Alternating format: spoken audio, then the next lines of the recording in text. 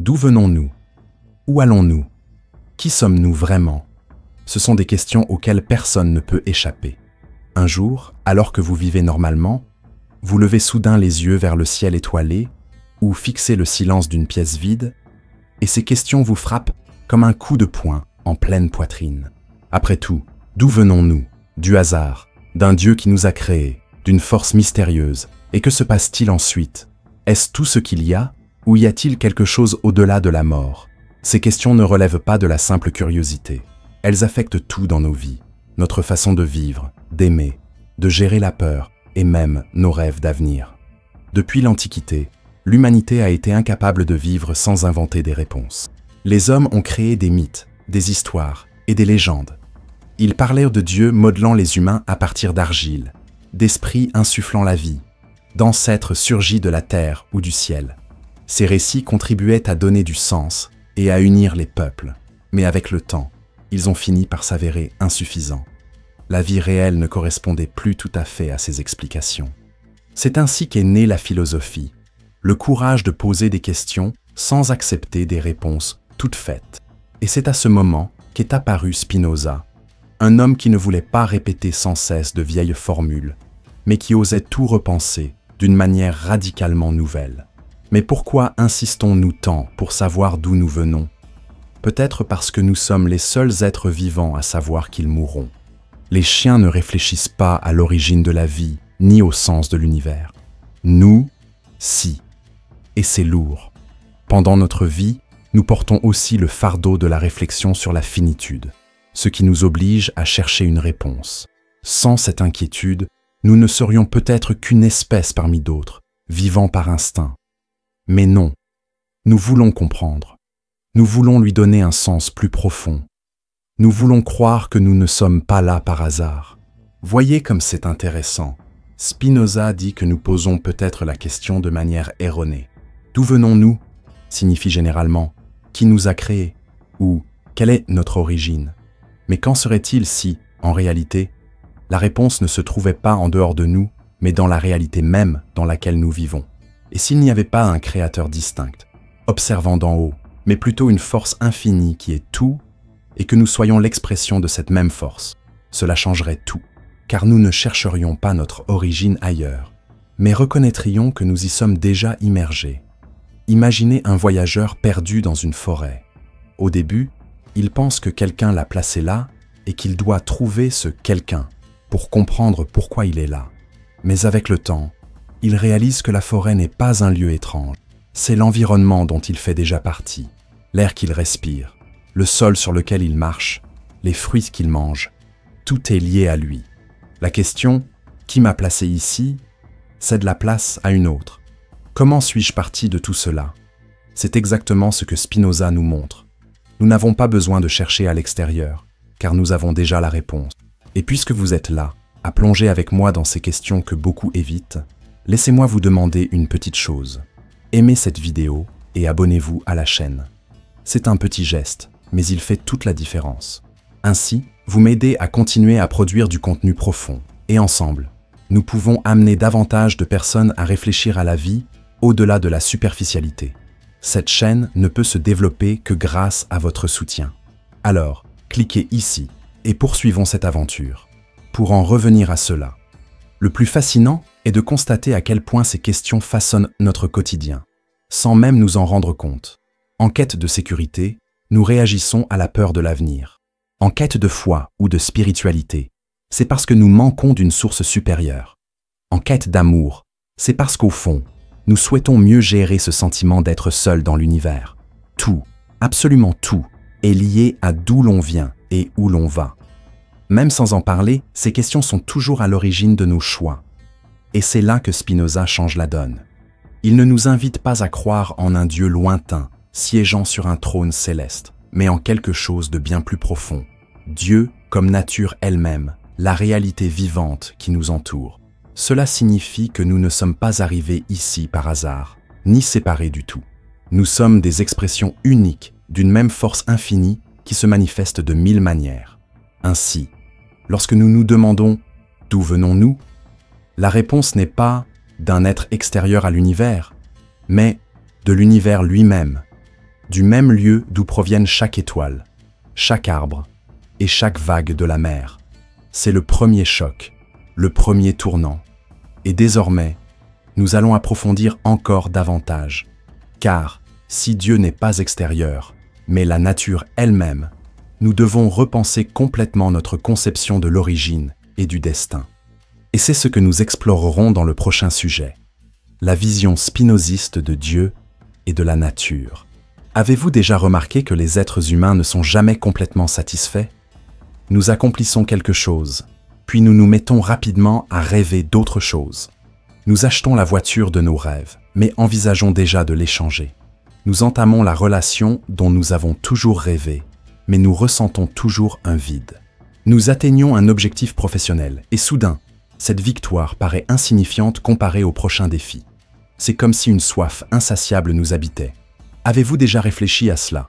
Cette insatisfaction peut sembler un défaut, comme si nous étions constamment en train de nous plaindre, mais c'est en réalité ce qui fait de nous des êtres humains. C'est le moteur qui nous fait avancer. Aucun autre être vivant ne vit ainsi. Un chien ne se réveille pas en pensant « Je veux une vie plus pleine de sens ». Un chat ne souffre pas de ne pas avoir encore atteint son plein potentiel. Il vit l'instant présent. Pas nous. Nous voulons toujours plus. Nous croyons toujours qu'il y a quelque chose au-delà de ce que nous avons déjà. Et c'est précisément cette inquiétude qui nous amène à nous poser les questions que nous avons soulevées au début. D'où venons-nous? Où allons-nous? Quel est le véritable sens de tout cela? Si nous étions pleinement satisfaits, nous n'aurions pas besoin de philosopher. Nous n'aurions pas de religion. Nous ne bâtirions pas des civilisations entières en essayant d'organiser nos vies à la recherche d'un sens.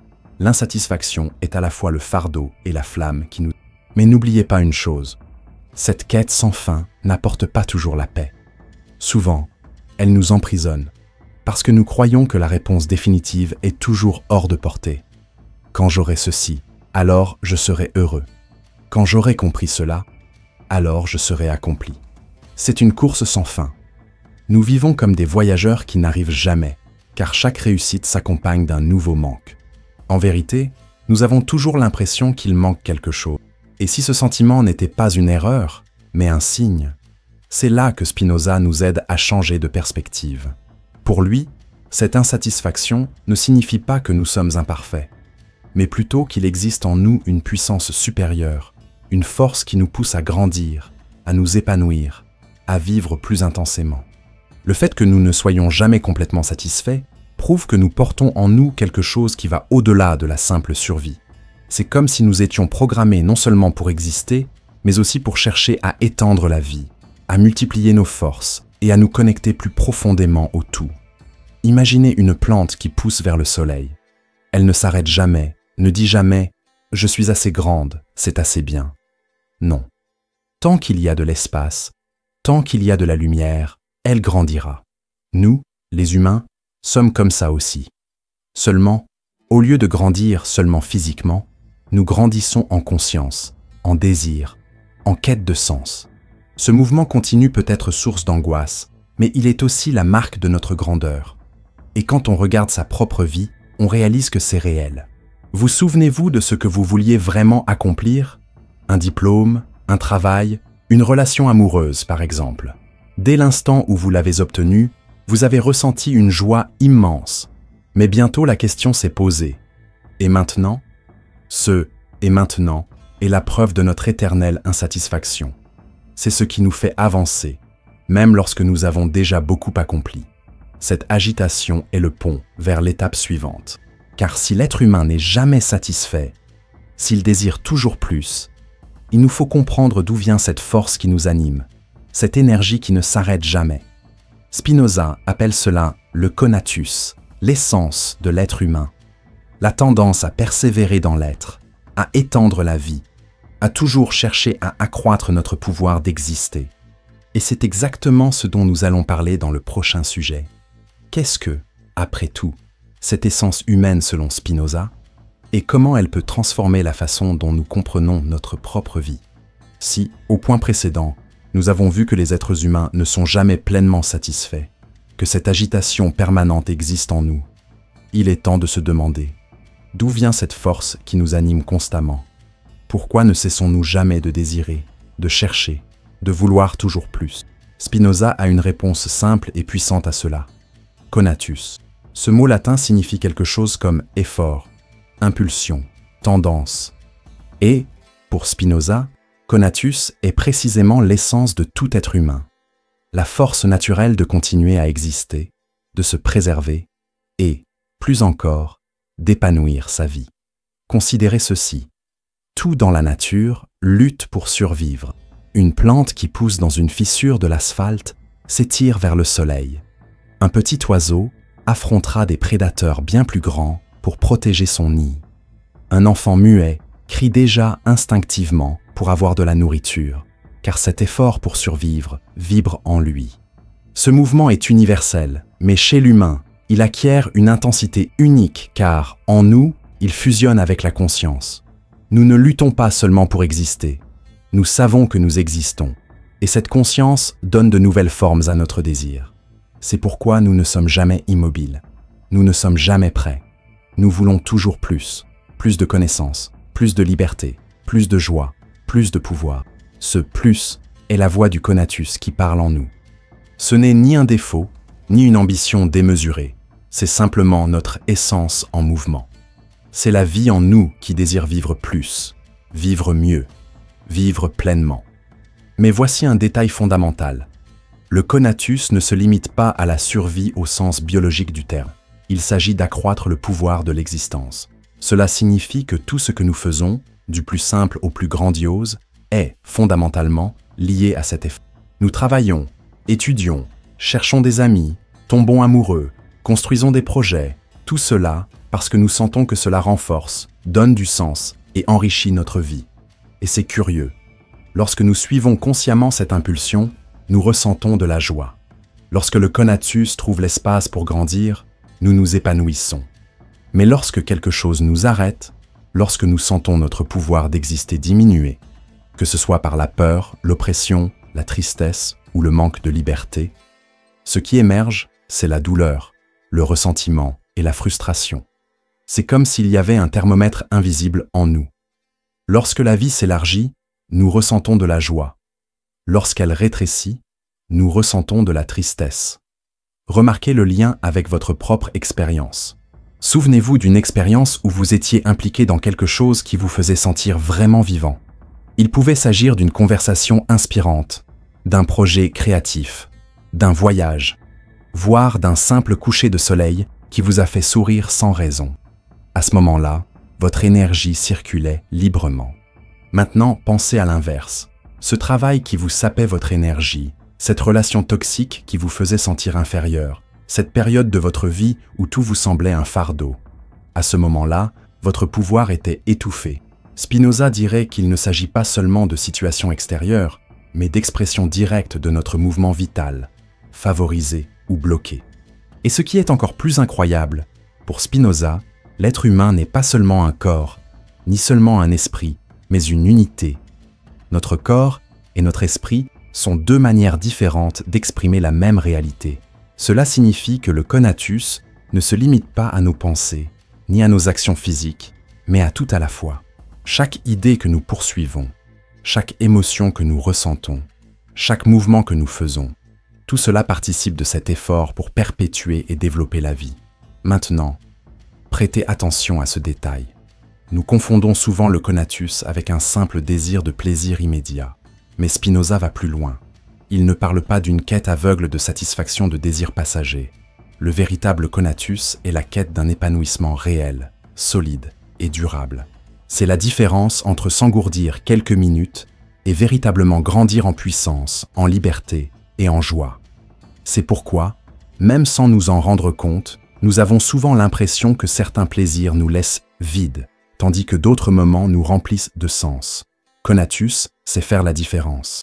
Cette perspective change radicalement notre façon de voir nos choix. Face à une décision, nous pouvons nous demander « Est-ce que cela augmente ou diminue mon pouvoir d'exister ? Est-ce que cela me rend plus libre, plus conscient, plus joyeux ? Ou est-ce que cela m'emprisonne, m'épuise, m'affaiblit ?» C'est un critère simple mais puissant pour guider la vie. Et, une fois de plus, remarquez que Spinoza ne nous offre pas une réponse mystique, ni une promesse lointaine. Il nous donne des outils pour nous comprendre ici et maintenant. Si notre essence réside dans cet effort de persévérer et de grandir, alors chaque geste de notre journée peut en être l'expression. Même les moments de faiblesse et de tristesse prennent un sens nouveau. Ce ne sont pas des péchés ou des erreurs morales, ce sont des signes que notre pouvoir a diminué et que nous devons trouver les moyens de le retrouver. En fin de compte, le conatus est la traduction philosophique de ce sentiment que nous avons tous éprouvé. La vie veut vivre. Et en nous, ce désir se transforme en désir d'apprendre, d'aimer, de se libérer, de s'épanouir. C'est cette flamme qui ne s'éteint jamais, même quand tout semble difficile. C'est ce qui nous relève après chaque chute. C'est ce qui nous rappelle que, tant que nous respirons, il y a encore du possible. Et c'est précisément pourquoi, dans le prochain sujet, nous approfondirons la question initiale. Si nous venons de cette force qu'est la nature elle-même, et si nous portons en nous cette essence appelée conatus, que signifie, après tout, se demander d'où venons-nous? La réponse va bien au-delà d'une origine lointaine. Elle révèle que nous n'avons jamais été séparés du tout. La question « d'où venons-nous » a toujours semblé évoquer quelque chose de lointain. Un passé lointain, un créateur extérieur, un point de départ distinct de nous. Mais Spinoza nous invite à la voir autrement. Il affirme que ce sentiment de séparation est en réalité une illusion créée par notre propre perception du monde. Nous ne venons pas de l'extérieur, nous n'avons pas été placés ici. Nous sommes déjà là depuis toujours, car nous faisons partie de la même réalité infinie qui n'a jamais commencé et ne finira jamais. Pensez-y, quand on regarde une vague, elle semble séparée de la mer, n'est-ce pas? On pourrait même dire, cette vague est née là, elle est morte là. Mais est-elle vraiment venue d'ailleurs? Non, c'était toujours de l'eau. Ce que nous appelons vague n'est qu'une expression fugace de la mer. Lorsqu'elle disparaît, elle ne va pas ailleurs. Elle retourne simplement à l'océan qu'elle n'a jamais cessé d'être. Maintenant, remplacer vague par être humain et mer par nature infinie. La logique est la même. C'est là la clé. Nous n'avons pas besoin d'imaginer une origine extérieure à l'univers, car nous sommes déjà l'expression de ce qui a toujours existé. Nous ne semblons séparés que parce que nous voyons les choses de manière fragmentaire. C'est comme regarder un arbre et penser que chaque branche est une vie indépendante, sans réaliser qu'elles proviennent toutes du même tronc, de la même racine. L'illusion de la séparation est forte, car notre expérience immédiate est limitée. Nous voyons le corps individuel, ressentons l'esprit individuel, souffrons de problèmes individuels. Mais pour Spinoza, derrière cette apparence se cache une unité indestructible. Cette vision modifie même notre façon de concevoir la vie et la mort. Si nous croyons provenir d'un créateur distinct, la mort apparaît comme une rupture définitive. Nous cessons d'exister et retournons peut-être à cet ailleurs. Mais si nous comprenons que nous sommes des expressions de la nature infinie, alors rien n'est véritablement perdu. Ce que nous appelons naissance n'est que le moment où la vague apparaît. Ce que nous appelons mort est l'instant où elle se retire. Mais à aucun moment, elle n'a cessé d'être la mer. Cela n'efface pas la douleur de la perte d'un être, ni ne fait de la vie une froide abstraction. Au contraire, cela apporte une profondeur qui nous aide à voir que le lien avec le tout est plus profond que la forme fugace de chaque existence. Voyons maintenant comment cela rejoint ce que nous avons abordé dans le sujet précédent. Conatus, cette force de persévérance dans l'être, est précisément la preuve que nous provenons de la même racine. C'est la nature qui s'efforce de continuer à exister à travers chacun de nous. Lorsque nous ressentons de la joie, de l'amour et de la croissance, c'est que notre vague coule en harmonie avec la mer. Lorsque nous ressentons de la tristesse, de la peur ou un blocage, c'est que nous avons oublié ce lien et nous nous sentons isolés, comme si nous n'étions qu'un fragment perdu. La grande illusion est de se croire indépendants, alors qu'en réalité, nous sommes plongés dans le même océan infini. Et cette illusion a des conséquences concrètes. C'est ce qui nous donne le sentiment d'être seuls dans l'univers, comme abandonnés sans explication. C'est ce qui engendre la peur, l'envie et les conflits, car nous nous croyons séparés les uns des autres, chacun défendant sa propre part. Mais lorsque nous comprenons que nous venons du même lieu, que nous sommes l'expression d'une même substance, notre façon d'aborder la vie change. L'autre cesse d'être un simple rival ou un étranger. il devient partie intégrante de la même réalité qui me soutient. Cette prise de conscience transforme également notre perception des problèmes. Lorsque je me sens isolé, chaque obstacle est ressenti comme un poids insupportable qui pèse uniquement sur moi. Lorsque je réalise que je fais partie d'un tout, je perçois les difficultés plus clairement. Non pas comme des punitions personnelles, mais comme des mouvements de la nature elle-même que je dois affronter. Cela ne m'enlève pas la responsabilité de mes choix, mais cela m'éloigne du drame de me croire une île isolée, entourée de dangers. En substance, la question « D'où venons-nous » peut être répondue simplement « Nous venons de nulle part ». Nous avons toujours été au même endroit, car nous n'avons jamais cessé de faire partie de la réalité infinie. La séparation n'est qu'un effet du regard humain, et non l'essence de la vie. Lorsque nous en prenons conscience, l'angoisse de trouver un point de départ disparaît et une sérénité commence à émerger. Nous avons toujours été chez nous. Et c'est précisément de là que surgit l'inévitable question suivante. Si nous ne sommes pas séparés, si nous venons de la nature elle-même et en faisons partie à chaque instant, alors que signifie se demander « Où allons-nous » Pour Spinoza, cette réponse n'a rien à voir avec un paradis lointain ou un châtiment éternel. Elle a trait à la liberté, à une vie rationnelle, à la transformation de notre vie ici et maintenant. Si aucun créateur lointain ne nous observe, si nous ne venons pas de l'extérieur, alors quel est notre destin? Nombreux sont ceux qui, à travers l'histoire, ont réagi en proposant l'idée d'un lieu après la mort, le paradis, l'enfer, la réincarnation.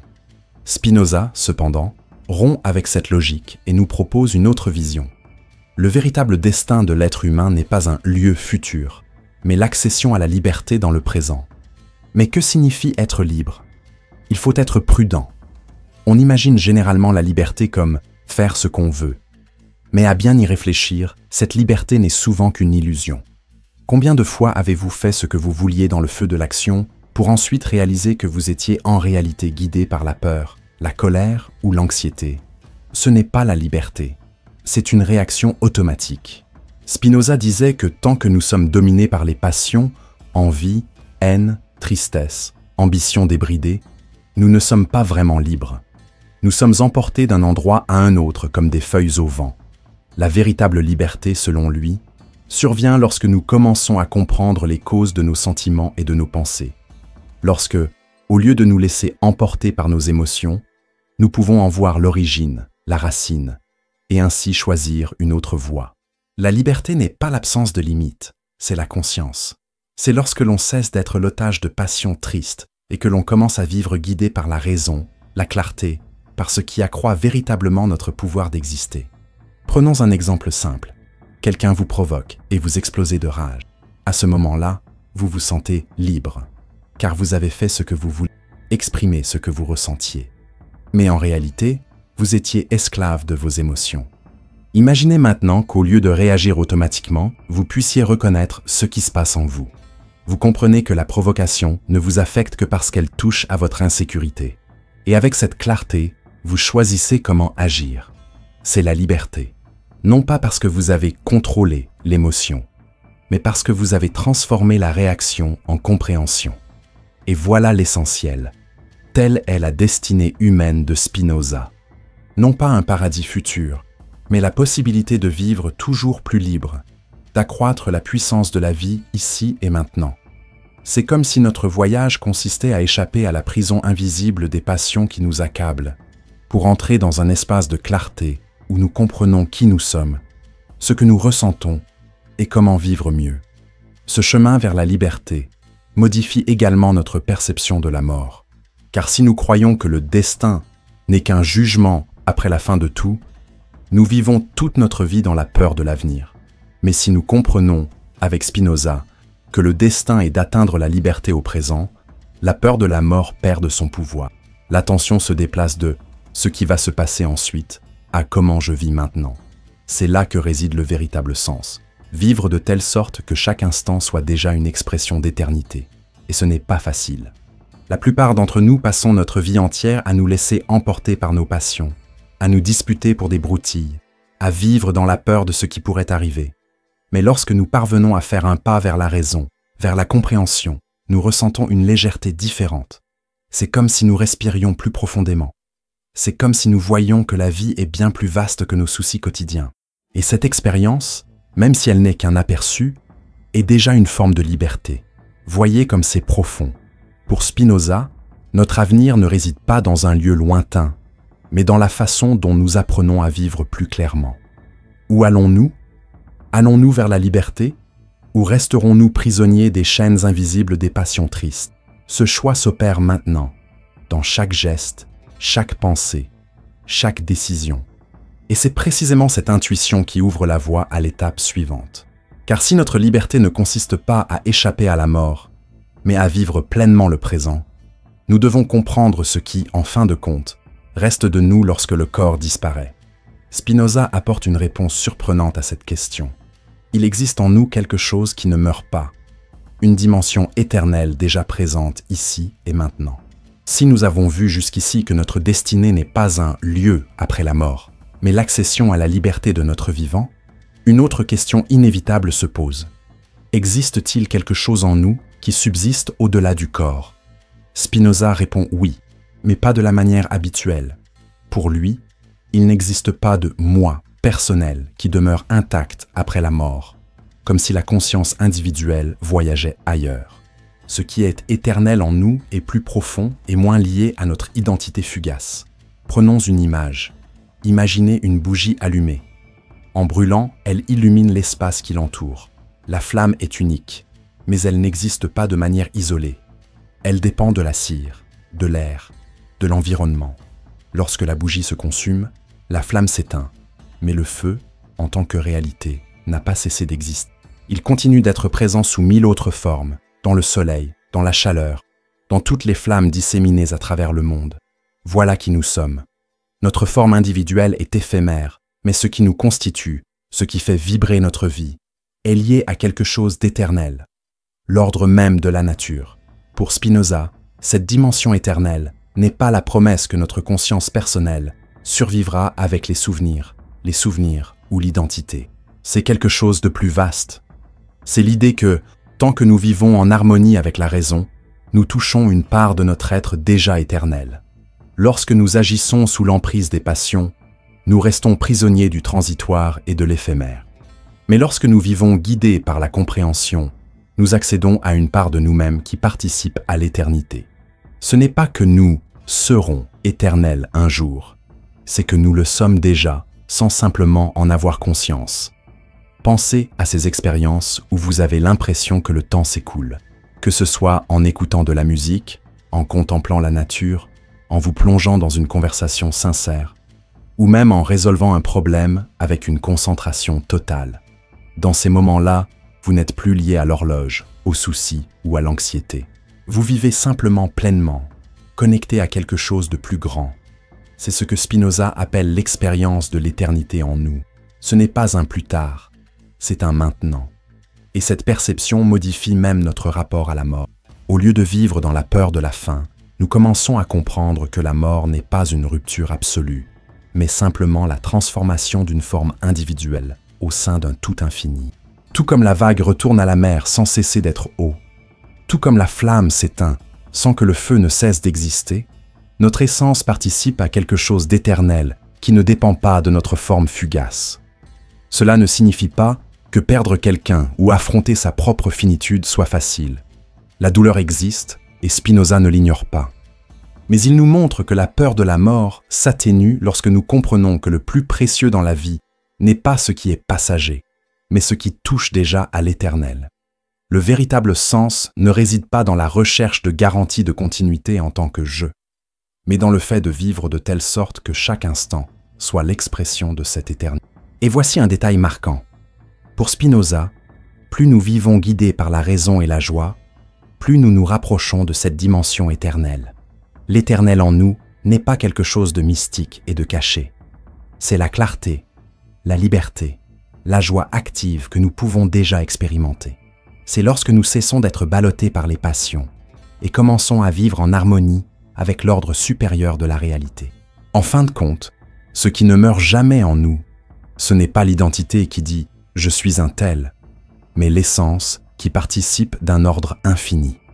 Cette essence vit dans chaque pensée vraie, dans chaque geste d'amour, dans chaque acte de compréhension. Et lorsque nous en prenons conscience, la vie change de perspective. Nous ne courons plus après l'éternité dans le futur. Nous réalisons que nous pouvons déjà la vivre au présent. Après tout ce que nous avons vu jusqu'ici, le grand tournant arrive. Si nous venons du tout, si nous portons en nous cette force d'existence appelée conatus, et si nous participons déjà à l'éternité de notre vivant, alors la question n'est plus « que se passe-t-il après la mort ?» La véritable question est « comment vivons-nous maintenant ?» Car, pour Spinoza, le véritable secret n'est pas d'espérer un paradis futur, ni de craindre un châtiment éternel, mais de comprendre que chaque instant peut être vécu comme une éternité. Cela ne signifie pas que vous cesserez de souffrir ou que vous vivrez dans une extase permanente. La vie continue d'être pleine de défis, de douleurs, de pertes et de joie. Mais la différence réside dans votre perspective. Lorsque vous vivez comme si chaque instant était une expression d'éternité, les choses changent de poids. Un problème n'est plus seulement un obstacle qui s'abat soudainement sur vous. Il s'intègre au mouvement plus vaste de la réalité. La joie n'est pas un plaisir passager, c'est la nature infinie qui s'exprime en vous. Même les silences et les brèves pauses prennent un sens nouveau. C'est comme si, au lieu de courir après quelque chose qui n'arrive jamais, on réalisait enfin qu'on est déjà dans l'océan tant recherché. Et cela procure un sentiment de paix, car on comprend qu'on n'a pas besoin de s'épuiser à prouver sa valeur ou à atteindre l'éternité. C'est déjà là, dans notre façon de vivre, de penser et d'aimer. Pensez à quelqu'un que vous admirez profondément, non pas parce qu'il est célèbre ou riche, mais parce qu'il dégage une sérénité, une présence unique. On dirait qu'il ne court pas contre le temps, mais qu'il vit en harmonie avec lui. Voilà ce que signifie vivre le présent, comme l'éternité. Il ne s'agit pas d'ajouter des années à la vie, mais de donner vie à chaque seconde. Et c'est un choix qui se renouvelle chaque jour. Choisir de cultiver la compréhension plutôt que la colère, c'est déjà toucher l'éternel. Choisir de cultiver la joie plutôt que la tristesse, c'est déjà accroître son pouvoir d'exister. Agir en harmonie avec ce qui enrichit la vie, au lieu de se laisser entraîner par des passions qui la minent, c'est vivre éternellement. L'éternité n'est pas une quantité de temps, c'est une qualité de présence. Bien sûr, nous ne pouvons pas toujours maintenir cet état. Nous sommes humains et la vie nous surprend. Mais la philosophie de Spinoza nous offre une boussole. Chaque fois que nous nous sentons perdus, nous pouvons revenir à cette simple question. Ce que je fais maintenant, augmente-t-il ou diminue-t-il mon pouvoir d'exister? Si cela augmente, je suis sur le chemin de la liberté, de la joie et de l'éternité. Si cela diminue, il est temps de changer de direction. Et voyez comme cela clôt le cycle des grandes questions. D'où venons-nous? De la nature entière, infinie. Où allons-nous? Vers la liberté, vers l'expansion de la vie. Que reste-t-il en nous? L'éternel, déjà présent, ici et maintenant. Et comment vivre, alors? Vivre le présent comme expression de cette éternité. Ce n'est pas un mystère lointain, c'est une pratique quotidienne. En fin de compte, Spinoza nous invite à un changement simple mais profond. Cesser de vivre prisonnier du passé ou du futur et apprendre à voir l'éternité dans l'instant présent. Car chaque instant, vécu avec clarté, joie et liberté, fait déjà partie de l'infini. Et c'est là la clé qui transforme tout. Comprendre que nous n'avons pas besoin d'attendre un autre monde, ni de craindre la fin de celui-ci. Nous devons simplement apprendre à vivre celui-ci tel qu'il est vraiment, une expression vivante de l'éternel.